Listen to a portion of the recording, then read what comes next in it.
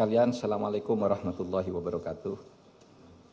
Terima kasih atas kehadirannya. Saya mewakili keseluruhan pemerintah, mewakili kabinet yang dipimpin oleh Presiden Republik Indonesia Bapak Joko Widodo. Malam ini akan menyampaikan pernyataan pemerintah terkait dengan kondisi politik dan keamanan pasca pengesahan Undang-Undang Cipta Kerja oleh DPR dan pemerintah pada tanggal 5 Oktober 2020 yang lalu. Saya ingin memberi pengantar dulu bahwa Undang-Undang Cipta Kerja itu dibuat untuk merespons keluhan masyarakat dulu bahwa pemerintah itu lamban di dalam menangani proses perizinan berusaha, peraturannya tumpang tindih dan sebagainya. Itu dulu. Oleh sebab itu lalu dibuat undang-undang yang sudah dibahas lama. Di DPR itu semua sudah didengar, semua fraksi ikut bicara. Kemudian pemerintah sudah berbicara dengan semua serikat buruh berkali-kali di kantor ini, kantor Menko Polhukam, dan di kantor Menteri Perekonomian, kemudian pernah di kantor Menteri Tenaga Kerja.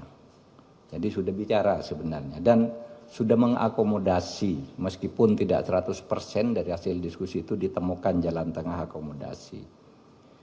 Sehingga tepatnya tidak ada satu pemerintah pun dimanapun di dunia ini yang mau menyengsarakan rakyatnya dengan membuat undang-undang yang sengaja untuk itu.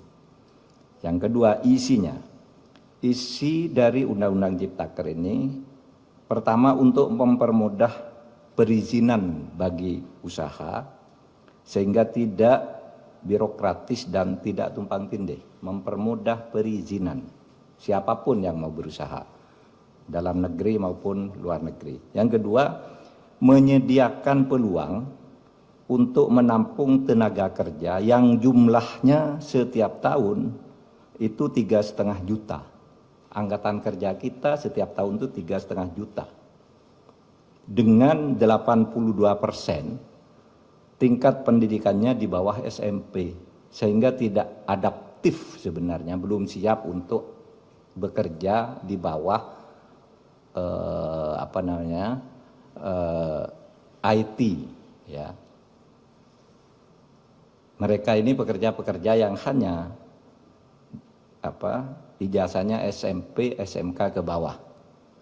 Jadi tidak bisa bekerja di padat modal, dia di padat karya yang sebagian besar. Jadi ini yang penting. Undang-undang ini bukan hanya untuk buruh yang sekarang banyak berdemo. Ini justru lebih untuk mereka yang belum bisa menjadi buruh. Untuk angkatan kerja yang akan datang makin banyak.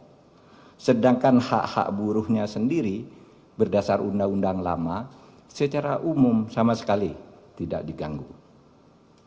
Kemudian tentu untuk memberantas korupsi di birokrasi melalui pengurusan yang bertele-tele. Sekarang disederhanakan agar tidak ada korupsi, tidak ada pungli dan sebagainya. Yang sekarang ramai karena banyak hoax. Misalnya di undang-undang ini tidak ada pesangon bagi orang yang PHK. Itu tidak benar. Pesangon justru ada. Dibilang tidak ada cuti, tidak cuti haid, cuti hamil dan sebagainya. Di sini ada di undang-undang ini. Dibilang mempermudah PHK, itu tidak benar juga.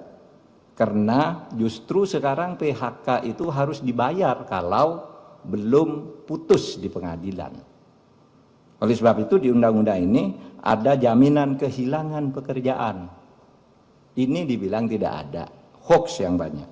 Bahkan ada yang mengatakan pendidikan dikomersilkan. Ketahuilah bahwa 4 undang-undang pendidikan, 4 undang-undang di bidang pendidikan sudah dicabut dari undang-undang ini karena aspirasi. Sesudah diskusi-diskusi, tolong Pak keluarkan tuh undang-undang, sudah kita keluarkan.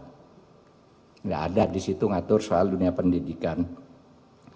apalagi mengkomersilkan. Di situ dunia pendidikan hanya diatur di dalam pasal 65 yang justru mempermudah bahwa pendidikan itu adalah lembaga nirlaba, bukan lembaga usaha, bukan lembaga komersil. Ini ditegaskan justru di undang-undang ini, malah dibalik di dalam berita-berita yang hoax itu. Oleh sebab itu, melihat perkembangan situasi itu, pemerintah mengajak mari kita semuanya menjaga Kamtibmas, keamanan dan ketertiban masyarakat. Semua harus kembali ke posisi tugas menjaga negara masing-masing, pemerintah, rakyat atau masyarakat, dan civil society. Mari bersama-sama ke posisi masing-masing untuk menjaga keamanan masyarakat, dan untuk itu pemerintah menyampaikan pernyataan sebagai berikut.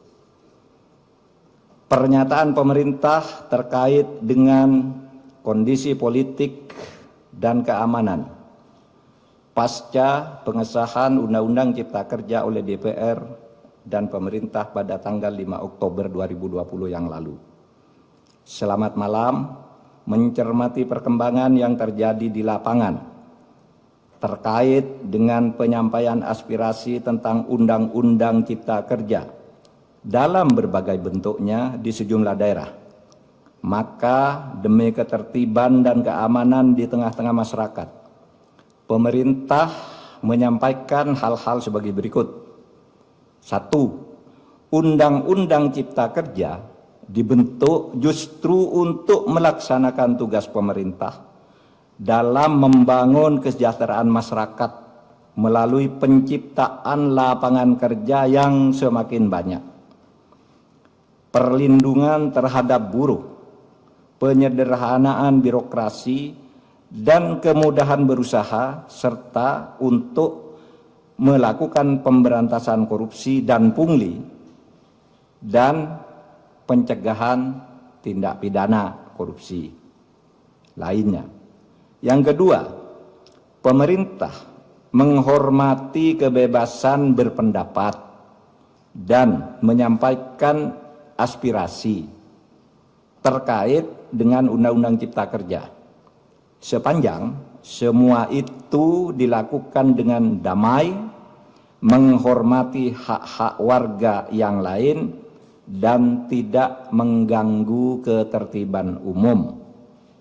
Yang ketiga, pemerintah menyayangkan adanya aksi-aksi anarkis yang dilakukan oleh massa di tempat-tempat tertentu dengan merusak fasilitas umum, membakar, melukai petugas, dan juga menjarah.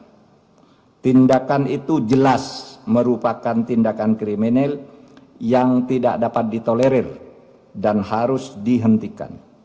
4. Tindakan merusak bangunan fasilitas umum dan serangan secara fisik terhadap aparat dan warga masyarakat merupakan tindakan yang tidak sensitif atas kondisi yang dialami oleh rakyat yang sedang berjuang melawan pandemi COVID-19 dan juga kondisi ekonomi yang sedang sulit.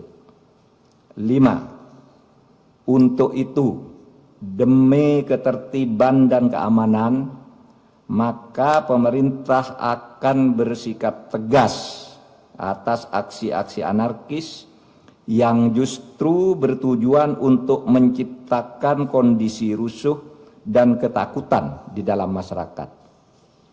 6. Selain berdemonstrasi dengan tertib dan tidak melanggar hukum, ketidakpuasan atas undang-undang tersebut bisa ditempuh dengan cara yang sesuai dengan konstitusi, yaitu dengan menyalurkannya dalam proses pembuatan peraturan pemerintah, perpres, permen, perkada sebagai delegasi perundang-undangan.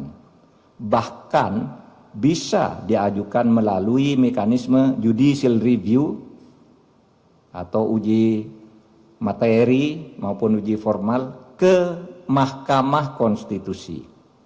7. Sekali lagi, pemerintah akan bersikap tegas dan melakukan proses hukum terhadap semua pelaku dan aktor yang menunggangi atas aksi-aksi anarkis yang sudah berbentuk tindakan kriminal.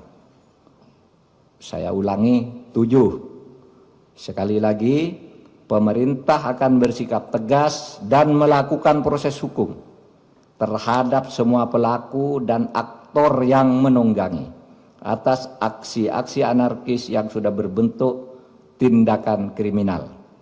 Ditandatangani oleh Muhammad Mahfud MD selaku Menko Polhukam, Muhammad Tito Karnavian selaku Menteri Dalam Negeri, Budi Gunawan selaku Kepala Badan Intelijen Negara, Marskal TNI Hadi Cahyanto selaku Panglima TNI, dan Jenderal Polisi Idham Aziz sebagai Kepala Kepolisian Republik Indonesia.